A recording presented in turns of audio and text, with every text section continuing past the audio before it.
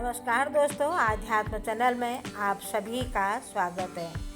श्रीमद् भागवत गीता का आध्यात्मिकता के संशय विषाद योगों का ये प्रथम अध्याय है। इसके बारे में मैं आपको बताऊंगी। प्रकृति के दो दृष्टिकोण होते हैं, एक स्टोनमुखी प्रवृत्ति, दूसरी ब्रह्ममुखी प्रवृत्ति। दोनों ही प्रकृति हैं, इस स्थिति की ओर उन्मुख करती हैं और दूसरी प्रकृति के विश्वास दिलाती हैं। अर्जुन रूपी पारिवारिक मोह में बद में स्वजनों की आसक्ति उसे आगे बढ़ने से रोकती है और सनातन धर्म के लिए विकल होने वाली अनुरागी का विषाद योग का कारण बनता है। संचय विषाद योग का सामान्य नामकरण इसी अध्याय के लिए रखा गया है।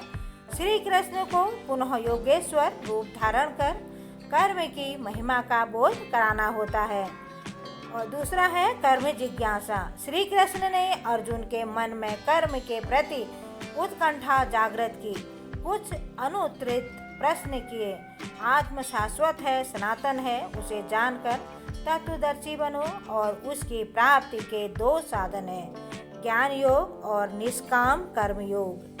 ज्ञान योगी को काम क्रोध आदि शत्रुओं पर विजय पाना है और निष्काम कर्मयोगी इन सब से युद्ध करते हुए कामनाओं का त्याग करना है। कर्म के प्रति जिज्ञासा की उत्पत्ति होती है। और फिर तीसरा है शत्रु विनाश प्रेरणा। श्री कृष्ण जिसे कहेंगे वह कर्म मोक्ष से अशुभातः संसार बंधन से छुटकारा दिलाने वाला कर्म है। केवल स्थिति प्रज्ञ महापुरुष के प्रशिक्षणात्मक पहलू पर बल दिया गया है। कर्म का स्वरूप भी स्पष्ट नहीं है जिसे किया जाए, क्योंकि यज्ञ की प्रक्रिया ही कर्म है। और चौथा है यज्ञ कर्म स्पष्टीकरणम।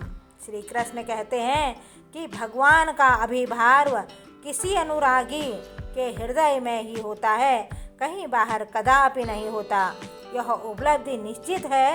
योगेश्वर कहते हैं कि स्वयं आचरण करके ही ज्ञान की प्राप्ति संभव है, वह भी योग की सिद्धि के काल में प्राप्त होगी, प्रारंभ में नहीं। वह ज्ञान हृदय देश में होगा, कहीं बाहर नहीं होगा। अतः हृदय के स्थित अपने संचय को वैराग्य की तलवार से काट डालो।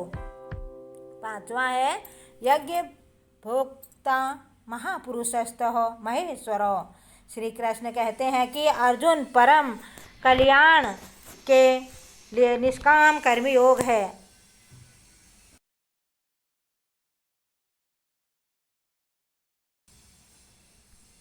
Thank you.